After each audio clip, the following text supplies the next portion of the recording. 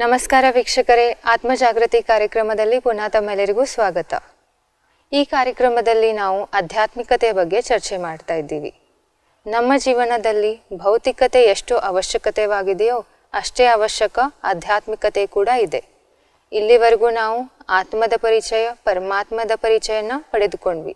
ಇವತ್ತು ನಾವು ಸಮಯದ ಬಗ್ಗೆ ಚರ್ಚೆ ಮಾಡೋಣ. ನಮ್ಮ ಜೊತೆಗೆ ಬ್ರಹ್ಮಕುಮಾರಿ ಶೋಭಾಕ್ ಅವರಿದ್ದಾರೆ. ನಮಸ್ಕಾರ ಶೋಭಾಕ್ ಅವರೇ. ನಮಸ್ಕಾರ. ತಮಗೆ ಈ ಕಾರ್ಯಕ್ರಮಕ್ಕೆ ತುಂಬಾ ತುಂಬಾ ಸ್ವಾಗತ. ಧನ್ಯವಾದ. ಶೋಭಾಕ್ ಅವರೇ, ಈ ಸಮಯದ ಬಗ್ಗೆ ಅನೇಕ ಜನ ಅನೇಕ ಮಾತುಗಳನ್ನು ಹೇಳ್ತಾರೆ. ಅನೇಕರು ಭವಿಷ್ಯವಾಣಿ ಕೂಡ ಮಾಡ್ತಾರೆ. ನಮ್ಮ ಸಮಯ ಮುಂದೆ ಹೀಗಿರ್ಬೋದು ಅಥವಾ ನಮ್ಮ ಹಿಂದಿನ ಸಮಯ ಹೀಗಾಗಿತ್ತು ಅಂತ.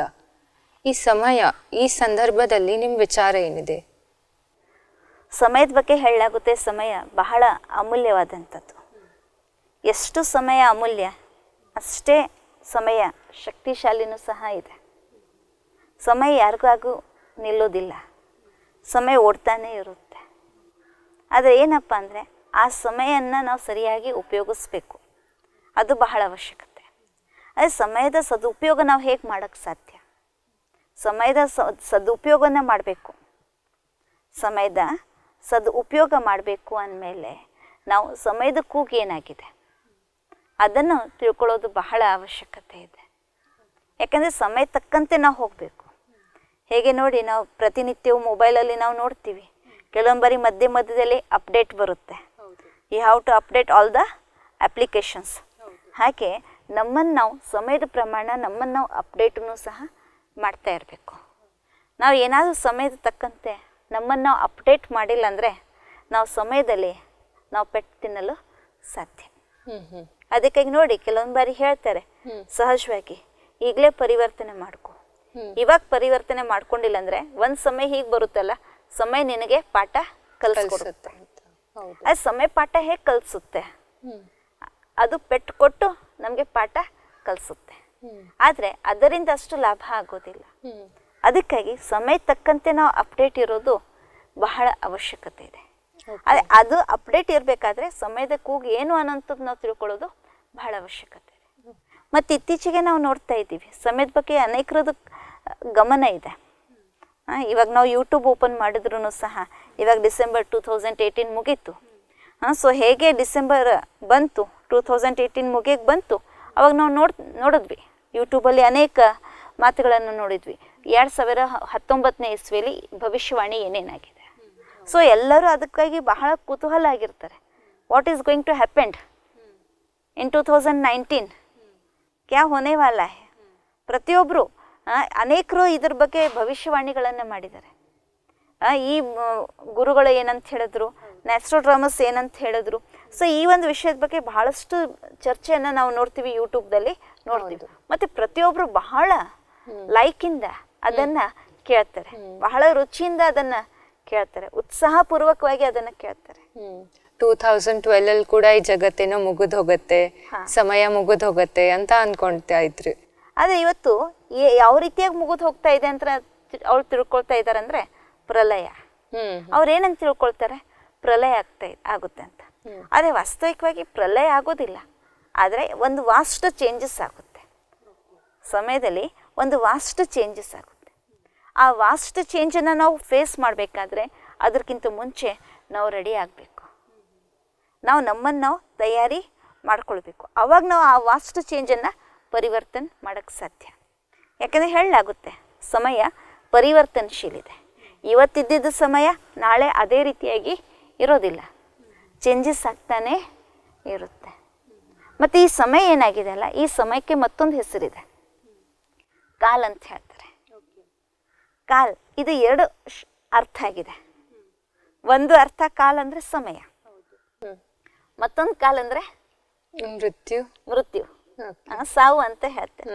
ಅಂದರೆ ಯಾವ ರೀತಿಯಾಗಿ ಮೃತ್ಯು ಯಾರಿಗೂ ವೇಟ್ ಮಾಡೋದಿಲ್ಲ, ಹಾಗೆ ಸಮಯನೂ ವೇಟ್ ಮಾಡೋದಿಲ್ಲ. ಸೊ ಈ ಒಂದು ಏನು ಚಕ್ರ ಇದೆ ಅಲ್ಲ, ಸಮಯ ಚಕ್ರ, ಇದು ಕಾಲ್ ಚಕ್ರನೂ ಸಹ ಹೌದು. ಇದಕ್ಕೆ ನಾವು ಕಾಲ್ ಚಕ್ರ ಅಂತಲೂ ಸಹ ಹೇಳ್ಬೋದು, ಸೃಷ್ಟಿ ಚಕ್ರ ಅಂತಲೂ ಸಹ ಹೇಳ್ಬೋದು. ಓಕೆ, ಚಕ್ರ ಅಂದರೆ ಇದು ಸಮಯ ಏನು ಸೈಕ್ಲಿಕ್ ಫಾರ್ಮಲ್ಲಿ ರೊಟೇಟ್ ಆಗ್ತದನಾ? ನೀವು ಕಾಲ್ ಚಕ್ರ ಅಂತ ಹೇಳಿದ್ರಿ, ಇದು ಸಮಯ ಸೈಕ್ಲಿಕ್ ಫಾರ್ಮಲ್ಲಿ ರೊಟೇಟ್ ಆಗ್ತದನಾ? ಹಾಂ, ಚಕ್ರ ಅಂದರೆ ಇದು ರೊಟೇಟ್ ಆಗ್ತಾನೆ ಇರುತ್ತೆ. ಯಾವ ರೀತಿಯಾಗಿ ನೋಡಿ, ರಾತ್ರಿ ಹಗಲದ ಚಕ್ರ ಇದೆ. ರಾತ್ರಿ ಆದ ನಂತರ ಹಗಲು, ಹಗಲಾದ ನಂತರ ಮತ್ತೆ ಪುನಃ ರಾತ್ರಿ ಬರುತ್ತೆ. ಹಾಗೆ ಋತುಗಳ ಚಕ್ರನೂ ಸಹ ಹಾಗೆ. ಸೊ ಪ್ರತಿಯೊಂದು ಇವತ್ತು ಏನೆಲ್ಲ ಆಗ್ತಾ ಇದೆ ಜಗತ್ತಿನಲ್ಲಿ ಅದು ಸೈಕ್ಲಿಕ್ ಫಾರ್ಮಲ್ಲಿ ಏನಾಗ್ತಾ ಇದೆ, ರೊಟೇಟ್ ಆಗ್ತಾ ಇದೆ. ಸೊ ಸೈಕ್ಲಿಕ್ ಫಾರ್ಮಲ್ಲಿ ರೊಟೇಟ್ ಆಗ್ತಾ ಇದೆ ಅಂದಮೇಲೆ ಇದನ್ನು 4 ಭಾಗದಲ್ಲಿ ಭಾಗ ಮಾಡಲಾಗುತ್ತೆ.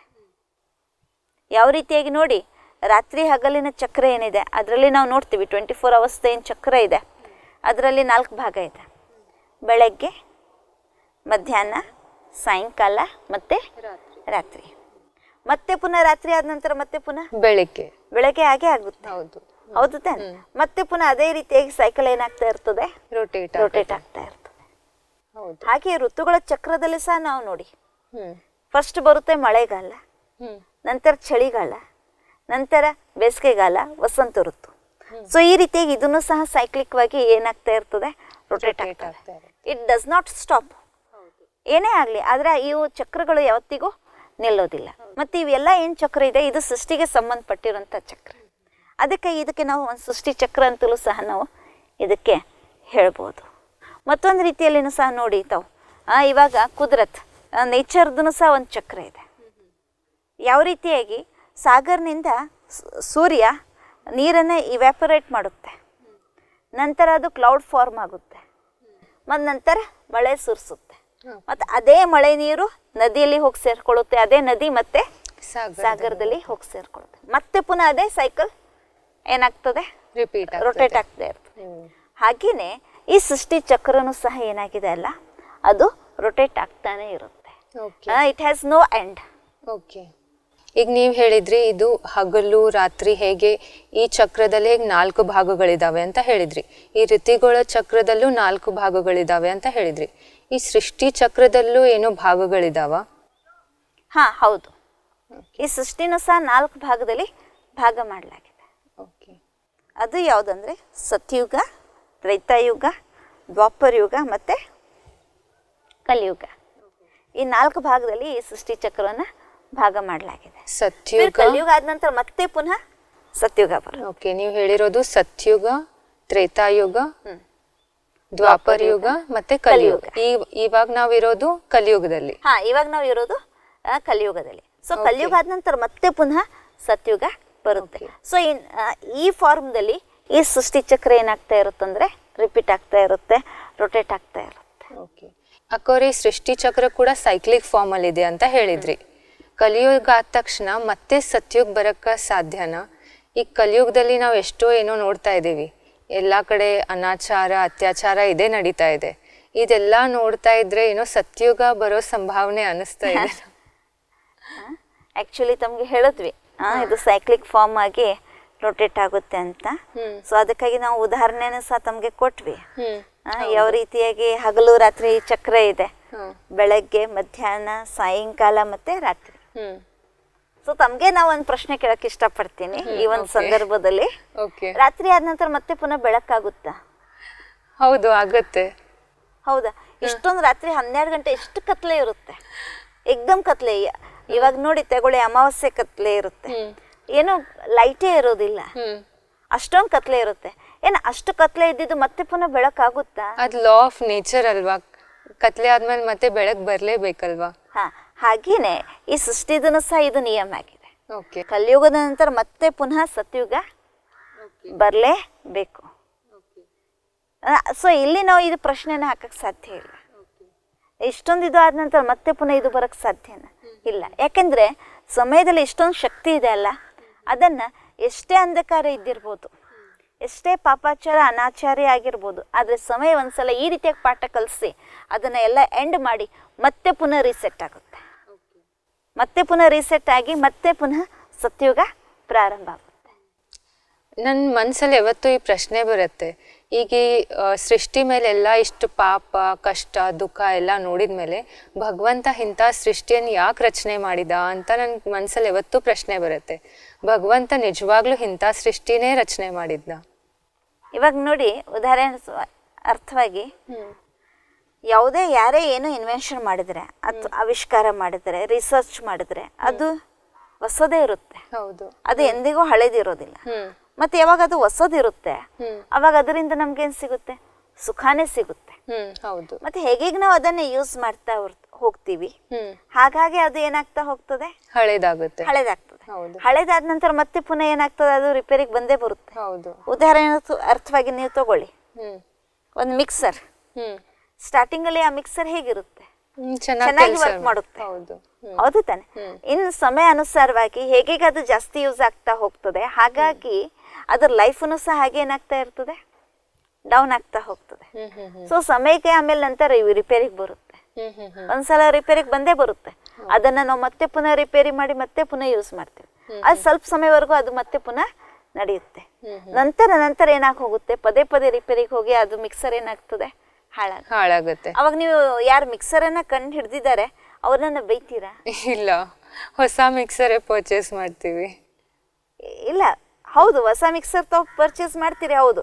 ಅದೇ ಎಂತ ಮಿಕ್ಸರ್ ರೆಡಿ ಮಾಡಿದ್ರು ಇವರು, ಇಷ್ಟೊಂದು ತೊಂದರೆ ಕೊಡ್ತಾ ಇದೆ ಅಂತ ತಾವು ಬೈತೀರಾ? ಬೈಕ್ ಸಾಧ್ಯ ಇಲ್ಲ.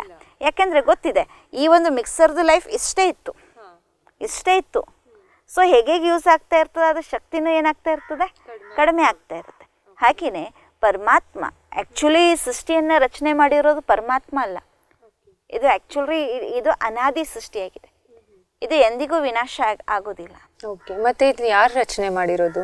ಇದು ರಚನೆ ಮಾಡಿರೋದನೇ ಇಲ್ಲ, ಇದು ಮಾಡಲ್ಪಟ್ಟಂತ ಇದು ಒಂದು ಸೃಷ್ಟಿಯಾಗಿದೆ.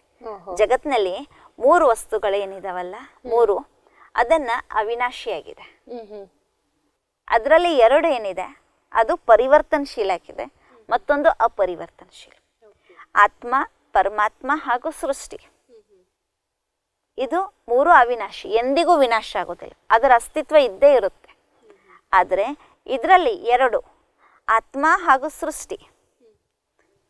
ಸೃಷ್ಟಿಯಲ್ಲಿ ನಾವು ತಗೊಳ್ಳೋಣ ಪ್ರಕೃತಿ, ಯಾಕಂದ್ರೆ ಸೃಷ್ಟಿಯಲ್ಲಿ ಪ್ರಕೃತಿನೂ ಇದೆ, ಹೌದಲ್ಲ? ಪ್ರಕೃತಿ ಸೇರಿಸಿನೇ ಅದು ಎಲ್ಲ ಸೃಷ್ಟಿಯಾಗಿರುತ್ತೆ. ಸೊ ಇದು ಏನಾಗ್ತಾ ಇರ್ತದೆ? ಪರಿವರ್ತನಶೀಲ. ಸೊ ಯಾವ್ಯಾವ ಸ್ಟೇಜಸ್ ಅಲ್ಲಿ ಸೃಷ್ಟಿ ಹಾಗೂ ಆತ್ಮ ಬರುತ್ತಂದ್ರೆ ಸತೋ, ರಜೋ ಮತ್ತು ತಮೋ, ಈ 3 ಸ್ಟೇಜಸ್ ಅಲ್ಲಿ ಈ ಸೃಷ್ಟಿ ಆಗಿರ್ಬೋದು ಅಥವಾ ಆತ್ಮಗಳಾಗಿರ್ಬೋದು, ಈ 3 ಸ್ಟೇಜಸ್ ಅಲ್ಲಿ ಕ್ರಾಸ್ ಮಾಡುತ್ತೆ.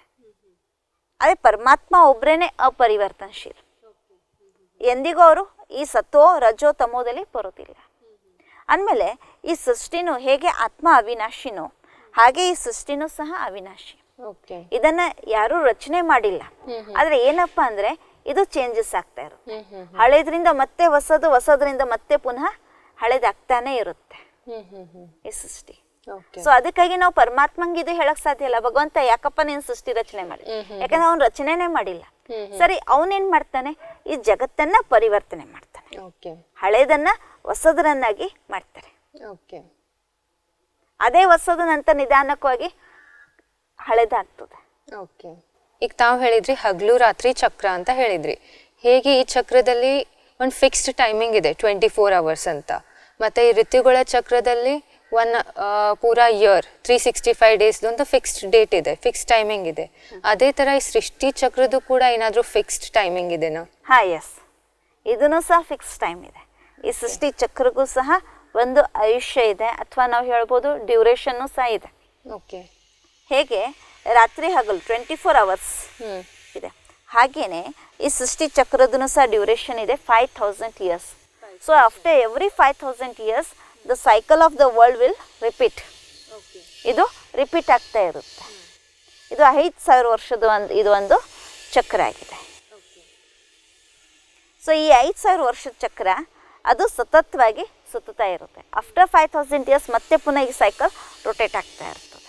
ಈಗ ತಾವು ಹೇಳಿದ್ರಿ 5000 ವರ್ಷ ಅಂತ, ಇದಕ್ಕೇನಾದ್ರೂ ಪ್ರೂಫ್ ಏನಾದ್ರೂ ಇದೆನಾ? ಕೆಲವೊಂದು ಶಾಸ್ತ್ರಗಳಲ್ಲಿ ಎಷ್ಟೋ ಲಕ್ಷಾಂತರ ವರ್ಷ ಅಂತ ಹೇಳ್ತಾರೆ, ಕೋಟಿ ವರ್ಷ ಅಂತ ಹೇಳ್ತಾರೆ, ಇದಕ್ಕೆ ಪ್ರೂಫ್ ಏನಾದ್ರೂ ಇದೆನಾ?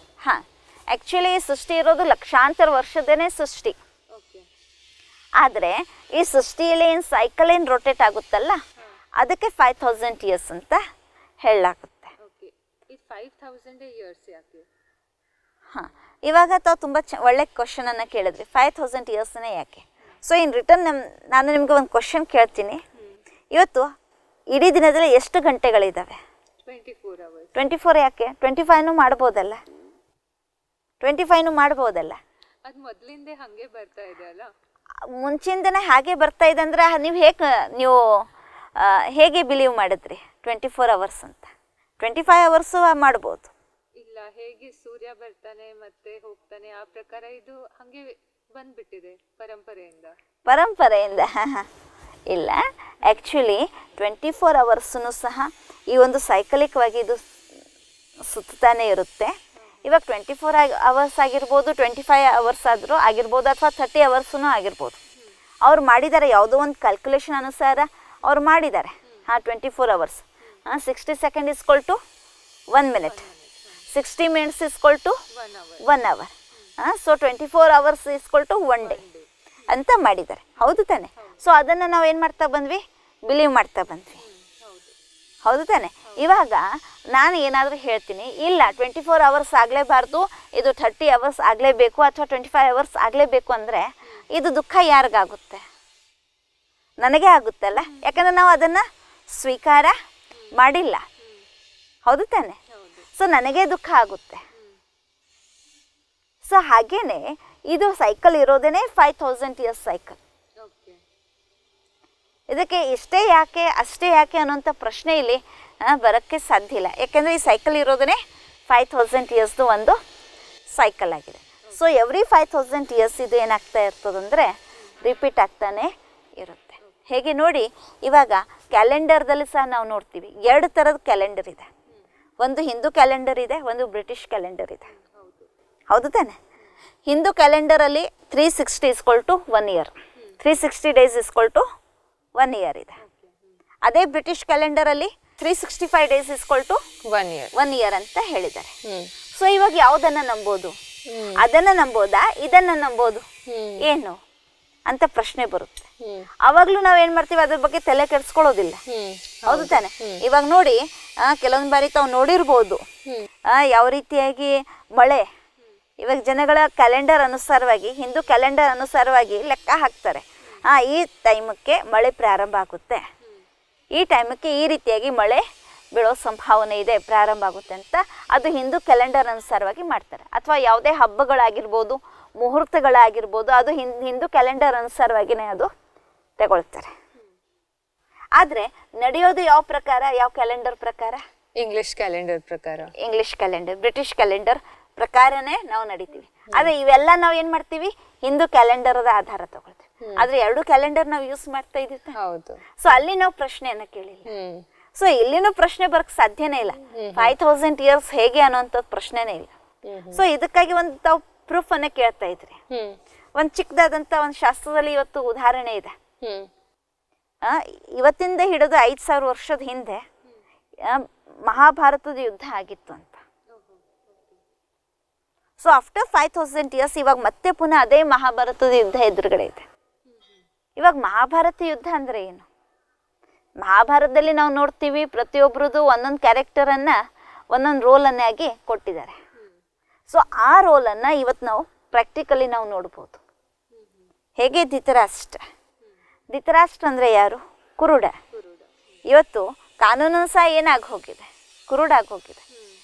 ಯಾವಾಗ ಮನುಷ್ಯ ಮೋಹಕ್ಕೆ ವಶೀಭೂತರಾಗಿರ್ತಾರೆ, ಆವಾಗ ಸತ್ಯ ಏನು ಅಸತ್ಯ ಏನು ಅದು ತಿಳ್ಕೊಳ್ಳೋಕ್ಕೆ ಸಾಧ್ಯ ಇಲ್ಲ. ಅದಕ್ಕಾಗಿ ಧೃತರಾಷ್ಟ್ರ ಯಾವಾಗ ಪುತ್ರ ಮೋಹದಲ್ಲಿ ವಶೀಭೂತ ಆದ, ಅವಾಗೇನಾಯ್ತು? ಅವನಿಗೆ ಸತ್ಯ ಏನಿದೆ ಅಸತ್ಯ ಏನಿದೆ ಅದು ಅವನಿಗೆ ತಿಳ್ಕೊಳ್ಳೋಕ್ಕೆ ಆಗಿಲ್ಲ. ಸೊ ಇಂತಹ ಒಂದು ವ್ಯಕ್ತಿ ಇವತ್ತು ಜಗತ್ತಿನಲ್ಲೇನೂ ಇದ್ದಾರೆ. ಹೌದು, ಅನೇಕರಿದ್ದಾರೆ ಈ ರೀತಿಯಾಗಿ. ಹಾಗೆ ಶಕುನಿ ಮಾಮ, ಇವತ್ತು ಪ್ರತಿಯೊಂದು ಗಲ್ಲಿಯ ಎಲ್ಲಿ ಒಬ್ರಾದ್ರೂ ಒಬ್ರು ಶಕುನಿ ಮಾಮ ತರ ಒಬ್ರು ಇದ್ದೇ ಇರ್ತಾರೆ. ಶಕುನಿ ಮಾಮ ಯಾರು? ಬೇರೆಯವ್ರ ತಲೆಯನ್ನ ಕೆಡಿಸುವಂಥವ್ರು. ಸೊ ಅಂಥವ್ರು ಸಹ ಇವಾಗ ನೋಡ್ತಾ ಇದೀವಿ. ದುರ್ಯೋಧನ ಅಂದ್ರೆ ಯಾರು ಹಣವನ್ನ ದುರುಪಯೋಗನಾಗಿ ಮಾಡ್ತಾ ಇದ್ದಾರೆ. ಇವತ್ತು ನಾವು ಅದನ್ನು ಸಹ ನೋಡ್ತಾ ಇದೀವಿ. ಯಾವ ರೀತಿಯಾಗಿ ಹಣ, ಅದ್ರ ವ್ಯಾಲ್ಯೂನೇ ಇಲ್ಲ. ಆ ರೀತಿಯಾಗಿ ಇವತ್ತು ಏನು ಮಾಡ್ತಾ ಇದ್ದಾರೆ? ಅದನ್ನ ದುರುಪಯೋಗ ಮಾಡ್ತಾ ಇದ್ದಾರೆ. ಎಲ್ಲಿ ಖರ್ಚು ಮಾಡಬೇಕು ಅಲ್ಲಿ ಖರ್ಚು ಮಾಡ್ತಾ ಇಲ್ಲ. ಆದರೆ most of all amount is wasting. ಬಹಳಷ್ಟು ಹಣ ಏನಾಗ್ತಾ ಇದೆ ಇವತ್ತು? ವೇಸ್ಟದ ಕಡೆಗೇನೆ ಹೋಗ್ತಾ ಇದೆ. ಫ್ಯಾಷನ್ ಇವತ್ತು ಯಾರೂ ಸಹ ಡಿಸಿಪ್ಲಿನ್ಡ್ ಆಗಿಲ್ಲ. ಯಾರ ಜೀವನದಲ್ಲಿನೂ ಸಹ ಡಿಸಿಪ್ಲಿನ್ ಅನ್ನೋಂಥದ್ದಿಲ್ಲ. ಬಹಳ ಕಡಿಮೆ ಡಿಸಿಪ್ಲಿನ್ಡ್ ಆಗಿರೋದು. ಸೊ ಇದೆಲ್ಲ ಇವತ್ತು ನಾವು ನೋಡ್ತಾ ಇದ್ದೀವಿ ಅಂದಮೇಲೆ ಇದು ಅದೇ ಮಹಾಭಾರತದ ಸಮಯ. ಇದೇ ಸಮಯ 5000 ವರ್ಷ ಹಿಂದೆನೂ ಇತ್ತು ಮತ್ತು ಇದೇ ಸಮಯ ಇವತ್ತಿಗೂ ಸಹ ಇದೆ. ಹಾಗೆಯೇ ನಾವು ಬೈಬಲಲ್ಲಿ ಸಹ ನಾವು ನೋಡ್ತೀವಿ, ಕ್ರೈಸ್ತವರು ಹೇಳಿದ್ರು 3000 ವರ್ಷಕ್ಕಿಂತಲೂ ಮುಂಚೆ ಭಾರತ ಸ್ವರ್ಗವಿತ್ತು, ಪ್ಯಾರಡೈಸ್ ಇತ್ತು ಅಂತ ಅವ್ರು ಹೇಳಿದ್ರು. ಓಕೆ. ಸೊ ಕ್ರೈಸ್ತಿಗೆ ಬಂದು 2000 ಇಯರ್ಸ್ ಆಗ ಹೋಗಿತ್ತಲ್ಲ. ಸೊ ಇಟ್ ಈಸ್ 5000 ಇಯರ್ಸ್ ಇದು ಒಂದು ಸೈಕಲ್ ಆಗಿದೆ. So after every 5000 years the cycle is going to be repeat. So ಇವಾಗ ಕಲಿಯುಗ ನಂತರ ಮತ್ತೆ ಪುನಃ ಸತ್ಯುಗ ಇವಾಗ ಬರುತ್ತದೆ. ಅಕ್ಕವ್ರೆ, ತಾವೀಗ ಹೇಳಿದ್ರಿ ಕಲಿಯುಗ ಆದಮೇಲೆ ಸತ್ಯುಗ ಬರುತ್ತೆ ಅಂತ ಹೇಳಿದ್ರಿ. ಈಗ ಹೇಗೆ ಕಲಿಯುಗದಲ್ಲಿ ನಾವು ಎಷ್ಟೊಂದು ಅತ್ಯಾಚಾರ ಅನಾಚಾರ ನೋಡ್ತಾ ಇದ್ದೀವಿ, ಹಾಗೆ ಸತ್ಯುಗದ ವಿಶೇಷತೆಗಳೇನಿದೆ, ಸತ್ಯುಗದಲ್ಲಿ ನಾವು ಏನೇನು ನೋಡ್ಬೋದು? ಹಾಂ, ಕಲಿಯುಗದ ನಂತರ ಖಂಡಿತವಾಗ್ಲೂ ಸತ್ಯುಗ ಬಂದೇ ಬರುತ್ತೆ. ಸೊ ಅದಕ್ಕಾಗಿ ಇವಾಗ ಸಮಯದ ಕೂಗನ್ನು ನಾವು ಕೇಳಬೇಕು. ಇವಾಗ ಸಮಯದ ಕೂಗು ಏನಾಗಿದೆ, ಸ್ಟಾಪ್, ಅತ್ಯಾಚಾರ, ಭ್ರಷ್ಟಾಚಾರ, ಅನಾಚಾರ ಅದನ್ನು ಇವಾಗ ಸ್ಟಾಪ್ ಮಾಡಿ. ಯಾಕೆಂದರೆ ಇವಾಗ ಸಮಯ ಪರಿವರ್ತನೆ ಆಗುವಂತಹ ಸಮಯ ಬಂದಿದೆ. ಸೊ ಈ ಒಂದು ಸಮಯದಲ್ಲಿ ನಾವು ಸಮಯದ ಕೂಗು ಕೇಳಿಲ್ಲ ಅಂದಮೇಲೆ ಖಂಡಿತವಾಗ್ಲೂ ಸಮಯ ನಮ್ಮನ್ನು ಪೆಟ್ಟುಕೊಟ್ಟು ಏನು ಮಾಡುತ್ತೆ, ಪರಿವರ್ತನೆಯನ್ನು ಮಾಡುತ್ತೆ. ಸೊ ಇವಾಗ ನಾವು ಏನು ಪರಿವರ್ತನೆ ತರಬೇಕು ಅಂದಮೇಲೆ ನಮ್ಮಲ್ಲಿ ನಮ್ಮ ಸಂಸ್ಕಾರಗಳಲ್ಲಿ ನಾವು ಪರಿವರ್ತನೆಯನ್ನು ತರಬೇಕು. ಯಾವಾಗ ನಾವು ಸಂಸ್ಕಾರಗಳಲ್ಲಿ ನಾವು ಪರಿವರ್ತನೆ ತರ್ತೀವಿ ಆವಾಗ ಜಗತ್ತು ಸಹ ಪರಿವರ್ತನೆ ಆಗುತ್ತೆ, ಆಗ ಸತ್ಯುಗ ಬರುತ್ತೆ. ಸೊ ಸತ್ಯುಗದಲ್ಲಿ ದೇವಿ ದೇವತೆಗಳ ರಾಜ್ಯ ಇರುತ್ತೆ. ಅಲ್ಲಿ ಬಹಳಷ್ಟು ಸುಖ, ಶಾಂತಿ, ಸಮೃದ್ಧಿಯಿಂದ ಸಂಪನ್ನವಾಗಿರುತ್ತೆ. ಅಲ್ಲಿ ಇರುವಂಥ ದೇವತೆಗಳ ಬಗ್ಗೆ ಇವತ್ತು ಗಾಯನ ಮಾಡಲಾಗುತ್ತೆ. ಸರ್ವಗುಣಗಳಲ್ಲಿ ಸಂಪನ್ನ, 16 ಕಲೆ ಸಂಪೂರ್ಣ, ಸಂಪೂರ್ಣ ನಿರ್ವಿಕಾರಿ, ಮರ್ಯಾದಾ ಪುರುಷೋತ್ತಮ್, ಅಹಿಂಸಾ ಪರಮೋಧರ್. ಅಲ್ಲಿ ಇರುವಂಥವ್ರ ಬಗ್ಗೆ ಈ ರೀತಿಯಾಗಿ ಮಹಿಮೆ ಇದೆ. ಅಂದರೆ ಅಲ್ಲಿ ಯಾರೆಲ್ಲ ಇರ್ತಾರೆ ಅವರಲ್ಲಿ ಈ 5 ಕ್ವಾಲಿಫಿಕೇಷನ್ಸ್ ಇದ್ದೇ ಇರುತ್ತೆ. ಸರ್ವಗುಣಗಳಲ್ಲಿ ಸಂಪನ್ನ, ಯಾವುದೇ ಪ್ರಕಾರದ ಗುಣಗಳ ಕೊರತೆ ಅನ್ನುವಂಥದ್ದು ಅಲ್ಲಿ ಇರೋದಿಲ್ಲ. ಮತ್ತು 16 ಕಲೆ, 16 ಅಂದರೆ ಇದು ಒಂದು ಕಂಪ್ಲೀಟ್ನೆಸ್ ಫಿಗರ್ ಆಗಿದೆ. ಅದಕ್ಕಾಗಿ ನೋಡಿ, ಯಾವಾಗ ಸ್ತ್ರೀಯರು ಪೂರ್ಣ ರೀತಿಯಾಗಿ ಶೃಂಗಾರಿತರಾಗಿರ್ತಾರೆ ಅವಾಗೇನಂತ ಹೇಳ್ತಾರೆ, ವಾ ಇವತ್ತೇನು 16 ಶೃಂಗಾರನಿಂದ ಶೃಂಗಾರಿತರಾಗಿದ್ದೀರಲ್ಲ ಅಂತ ಹೇಳ್ತಾರೆ. ಹಾಗೆ ಹುಣ್ಣಿಮೆ ಚಂದ್ರ ಯಾವಾಗ ಇರುತ್ತೆ ಅವಾಗ ಫುಲ್ ಮುಂಡೆ ಇರುತ್ತೆ, ಅವಾಗ ಏನಂತ ಹೇಳ್ತೀವಿ, ವಾ ಇವತ್ತೇನು ಚಂದ್ರ 16 ಕಲೆಯಲ್ಲಿ ಸಂಪೂರ್ಣ ಆಗಿದೆ ಅಂತ ಹೇಳ್ತೀವಿ. ಅಂದರೆ ಪ್ರತಿಯೊಂದು ಕರ್ಮ ಏನಾಗಿದೆ ಅಲ್ಲ ಅದು ಸಂಪೂರ್ಣ 16 ಸೊ ಪ್ರತಿಯೊಂದಲ್ಲಿ ನಾವು ಏನು ಕರ್ಮವನ್ನು ಮಾಡ್ತೀವಲ್ಲ ಆ ಪ್ರತಿಯೊಂದು ಕರ್ಮದಲ್ಲಿ ಸಂಪೂರ್ಣತೆ ಅನ್ನುವಂಥದ್ದು ಇರುತ್ತೆ. ಅದಕ್ಕಾಗಿ ಅಲ್ಲಿ 16 ಕಲೆಯಲ್ಲಿ ಸಂಪೂರ್ಣ ಇರುತ್ತೆ. ಅದಕ್ಕಾಗಿ ಅಲ್ಲಿ 16 ಕಲೆಯಲ್ಲಿ ಸಂಪೂರ್ಣ ಆಗಿ ಇರುತ್ತಾರೆ. ಮತ್ತು ಸಂಪೂರ್ಣ ನಿರ್ವಿಕಾರಿ, ಯಾವುದೇ ಪ್ರಕಾರದ ಅಲ್ಲಿ ವಿಕಾರ ಅನ್ನುವಂಥದ್ದು ಇರೋದಿಲ್ಲ.